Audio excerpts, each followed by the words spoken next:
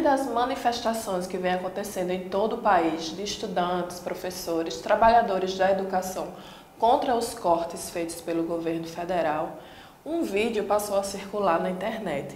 É do professor Vanderlan Porto, do IFAL de Alagoas, convocando os estudantes para participar das manifestações. A partir disso, o professor tem se sentido ameaçado. Professor, explica pra gente, que tipo de ameaça você vem recebendo desde que esse vídeo foi divulgado na internet? Bom, inicialmente a primeira e grande ameaça foi a do próprio ministro.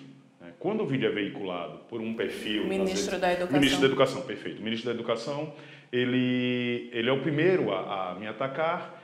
Quando alguém coloca o vídeo me chamando de criminoso, e ele responde a essa postagem me chamando de elemento, ou seja, uma linguagem do jargão policialesco, e aí ele se refere a mim como elemento. Posteriormente ele altera isso na rede social dele, no Twitter dele, e depois ele ameaça de exoneração, ou seja, de demissão do cargo, tendo em vista que, segundo as palavras dele, seria apenas o tempo de um processo administrativo disciplinar para que eu fosse demitido.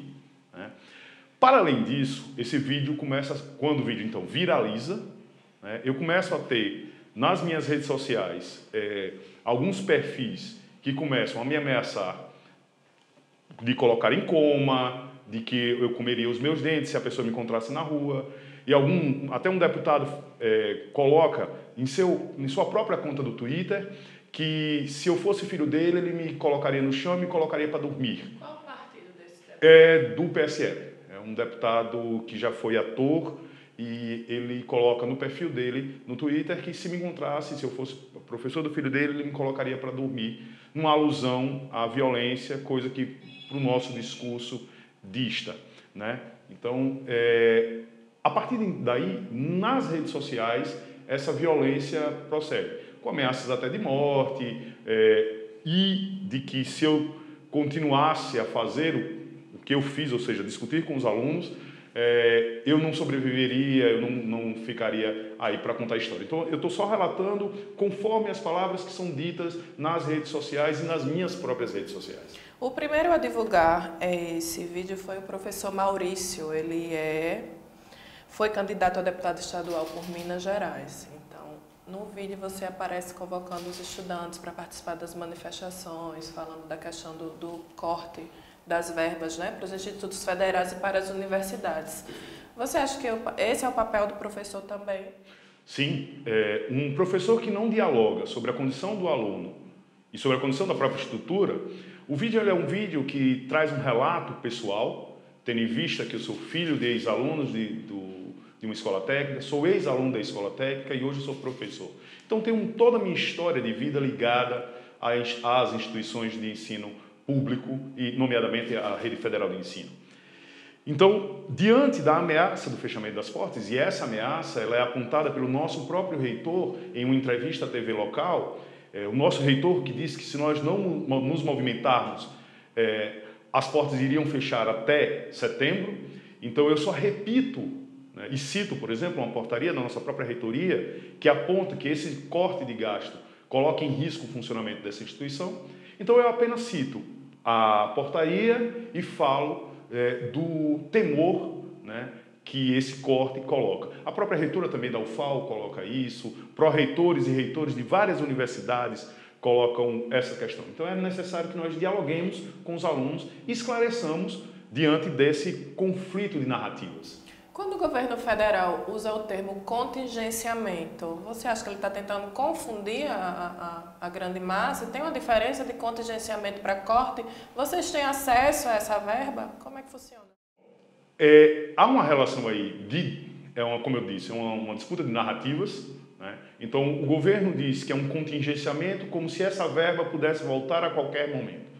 Contudo, o que é posto é que esse corte ou esse contingenciamento ocorre numa verba de custeio, que serve para pagamento dos terceirizados, compra de materiais e já apontando para corte de bolsas de pesquisa. E aí os estudos que são feitos na nossa instituição, em diversas instituições nacionais, é de que com esse contingenciamento, bolsas seriam cortadas até imediatamente, como ocorreu em Marechal Deodoro com as bolsas de monitoria. E a suspensão imediata, por exemplo, no nosso instituto, de atividades de pesquisa, por exemplo, viagens de campo, viagens para atividades extra-classe e também contingenciamento no tocante às bolsas. Então, o que aparentemente, com esse eufemismo do contingenciamento, pode agradar a alguns, nós sabemos que na prática é uma navalha na carne. Ou seja, o que é feito em pesquisa e extensão e no ensino, que é o tripé que sustenta as universidades e também os institutos federais, acontece. Então a gente tem um corte acontecendo. A gente está sofrendo com isso. Hoje, se nós pretendermos fazer uma viagem técnica para que os alunos possam aprofundar seus estudos, não há verba para isso. Não há verba para isso. Então, assim, esse contingenciamento atinge fulcralmente o nosso funcionamento. Como professor, né, que tenta incentivar os jovens a entrarem na pesquisa, se tornarem cientistas, a darem continuidade a essa questão. Quando o ministro fala em balbúrdia nas universidades e nos institutos federais, como é que você se sente? É o sentimento de quase todos os educadores. É o sentimento de que há um desconhecimento do que é feito nos muros das universidades e nos muros dos institutos federais. O que é feito, na sua grande maioria, é ciência, muitas das vezes com falta de recurso. Nós temos falta de recurso para pesquisa, falta de recurso para extensão. E isso não deixa de ser feito. A saber, por exemplo, nós, professores dos institutos federais, fazemos pesquisa sem bolsa. Os nossos bolsistas recebem a mais, mas nós não recebemos por isso. E continuamos a fazer. Nós continuamos a fazer extensão, muitas das vezes, sem receber para além disso, como outrora já aconteceu. Então, continua-se fazendo pesquisa, continua-se fazendo extensão, continua-se fazendo, às vezes, sem materiais suficientes, com laboratórios defasados.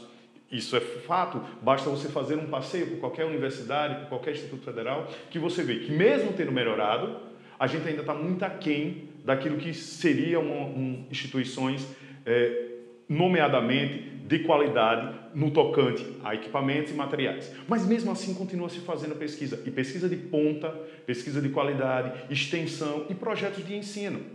Eu sou orientador de pesquisa, eu tenho 20 orientandos de ensino, oriento de pesquisa, e tenho vários colegas que fazem o mesmo, e não somos super-heróis, muito pelo contrário, nós somos trabalhadores da educação, que estamos vendo a nossa instituição e outras instituições, que são, em grande parte, a possibilidade de transformação social sendo destruídas.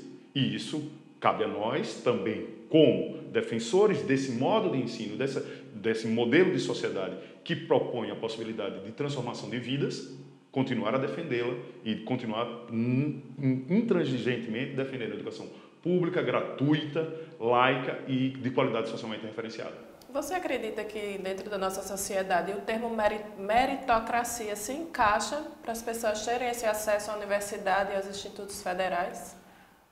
Talvez em uma sociedade em que todos tenham acesso à educação, saúde, transporte e moradia de qualidade, nós possamos falar em meritocracia. Mas numa sociedade em que a desigualdade social, em que alunos chegam às nossas salas de aula sem ter o que comer, advindos de periferias em que há um risco até para chegar à própria escola ou às universidades, é muito complicado a gente falar de meritocracia em uma sociedade tão desigual, em que alguns alunos chegam nas suas escolas ou nas suas faculdades com 5 minutos porque moram perto e não são periféricos e que não arrisquem, que não passam 2 horas no ônibus, por exemplo. Há um trabalhador que muitas das vezes passa o dia no trabalho e ainda tem que correr para a universidade para estudar à noite. Ou há um estudante que passa o dia aqui e vem do interior, às vezes tendo se alimentado às 9 horas e às vezes até sem alimentar-se, para pegar 6 horas de aula e depois voltar por mais 1 ou 2 horas. Então, falar em meritocracia numa sociedade tão desigual é um tanto quanto forçação. A gente precisa entender que precisamos equalizar a nossa sociedade, dar a todos as mesmas possibilidades, para que depois possamos, sim, discutir a meritocracia. Mesmo assim, isso ainda é colocado. Nós temos provas de seleção, nós mesmos, servidores públicos, somos avaliados também pelos nossos méritos. Então, quando a gente fala uma educação, por exemplo, de qualidade socialmente referenciada, é que esses parâmetros de avaliação passem também por esses critérios, que são os critérios da nossa sociedade e não apenas o critério do mercado. Então, esse cenário atual desses cortes, dessas medidas que são tomadas pelo governo federal, é um retrocesso porque deveria estar se investindo cada vez mais e nós estamos vendo o contrário. Estamos vivendo um retrocesso, na sua opinião? Sim, um dos retrocessos mais perigosos. Isso não só sou eu que estou apontando. Por exemplo, os últimos 6 ministros da Educação se reuniram recentemente para analisar e a conclusão que eles chegaram é que, se esses cortes continuarem, o retrocesso demorará décadas para ser retomado. E aí a gente tem que pensar o seguinte: a aparente falta de projeto que este governo apresenta, na verdade esconde, desde o governo anterior, uma sanha privatista.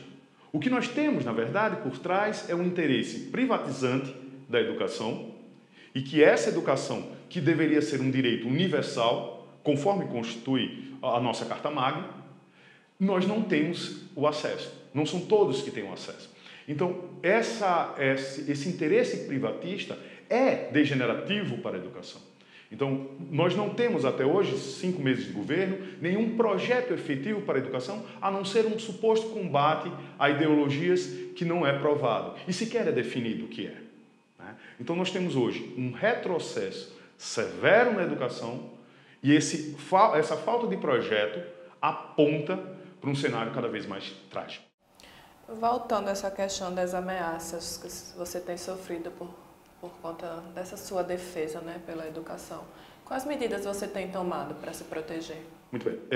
Nossa assessoria jurídica, tanto do nosso sindicato local, que é o Sintetfal, quanto o Sinasef Nacional, tem tomado medidas do campo administrativo e, recentemente, nós tivemos uma grande vitória quando o nosso reitor afirmou que não há processo administrativo disciplinar, tendo em vista que não houve, por minha parte, nenhum descumprimento, seja de função ou nenhuma ação criminal, mas nossa assessoria jurídica também está entrando, né, com queixas-crime contra aqueles que nos ameaçaram, sejam na esfera administrativa ou na esfera criminal. Então, nós temos feito essa defesa, eu tenho contado veementemente com a ação do nosso sindicato nacional, do nosso sindicato do Sintetfal e também dos nossos próprios estudantes. Isso é muito importante, porque não adiantaria nada a gente ter toda essa disputa criminal ou a disputa administrativa se do outro lado, aquele que nós estamos todos os dias, que são os nossos estudantes, estivessem do lado contrário. Muito pelo contrário. O nosso Grêmio tem feito ações de defesa, os estudantes têm emitido notas de apoio, os estudantes têm nos recebido na instituição com um carinho e com um amor que só quem é professor, quem convive nesse ambiente escolar, sabe o que isso acontece. Então, o ataque que foi feito a mim, na verdade, é um grande ataque à educação. Só foi plasmado na minha figura, mas aconteceu já outros ataques a outros professores, até mesmo no IFAL. Então, nós já temos uma recorrência de ataques, porque cria-se essa imagem do professor como inimigo, para que, nessa rivalização com o outro lado, com os discentes, nós tenhamos aí uma desestruturação da educação e uma crença, que é essa crença nas opiniões irrefletidas, na negação da ciência, quando, por exemplo, se nega as pesquisas do Instituto Oswaldo Cruz, que é um instituto de referência nacional e internacional. Então, a gente tem um discurso anticientificista. Nós estaremos fazendo a nossa defesa. Mas é preciso que a gente entenda que essa defesa é uma defesa, na verdade, da educação e a todos os educadores. Milhares de educadores em nosso país têm sofrido ataques. A gente tem sofrido ataque aqui em Alagoas, em Goiás, no Rio Grande do Sul, no Mato Grosso do Sul, colegas nossos relatam ataques e os vídeos pela internet a gente vê cada vez mais a descrença e a desestruturação dessa imagem do professor.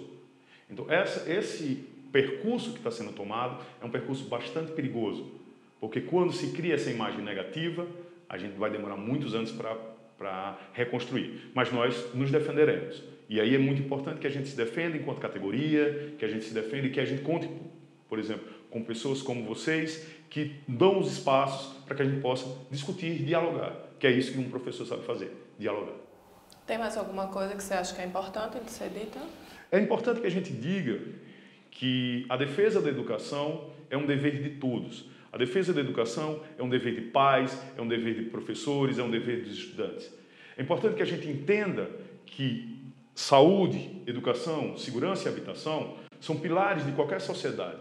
Se a gente tira um desses pilares, a gente vai ter problemas com outros. Se a gente tira a possibilidade de que a população preta e pobre dos nossos países, dos nossos rincões, tenham acesso à educação pública e gratuita, a gente vai ter problemas severos com relação à segurança. E aí, depois vamos tentar remediar isso como? Excluindo mais a sociedade? Isso pode caminhar para um processo sem volta. Então, defender a educação é defender uma sociedade mais justa, mais honesta, mais plural, porque a pluralidade que se encontra nas instituições, como a universidade e o Instituto Federal, reflete exatamente a pluralidade da nossa sociedade, com LGBTs, com negros, com indígenas. Então, com a sociedade como um todo, que se encontra, desde os que podem pagar, aqueles que não podem. Porque se a gente oferece uma educação de qualidade, o filho do rico vai querer colocar seu filho no instituto e numa universidade pública. Como assim acontece? Mas o filho do pobre, do trabalhador principalmente, esse tem que ter a possibilidade de também estar lado a lado com aqueles que têm mais posses, recebendo educação de qualidade de profissionais bem formados. Então, eu sou hoje professor doutor, tendo estudado do ensino médio até o término do meu doutorado, tendo estudado fora do país, porque pude estudar em escola pública, receber bolsas e continuar os meus estudos. Então, o que aconteceu comigo, acontece com vários brasileiros, precisa ser uma constante e não exceções. Ok, obrigada, professor. Obrigado. Nós conversamos com o professor Vanderlan Porto, do Instituto Federal de Alagoas, e esse foi o TH Entrevista dessa semana.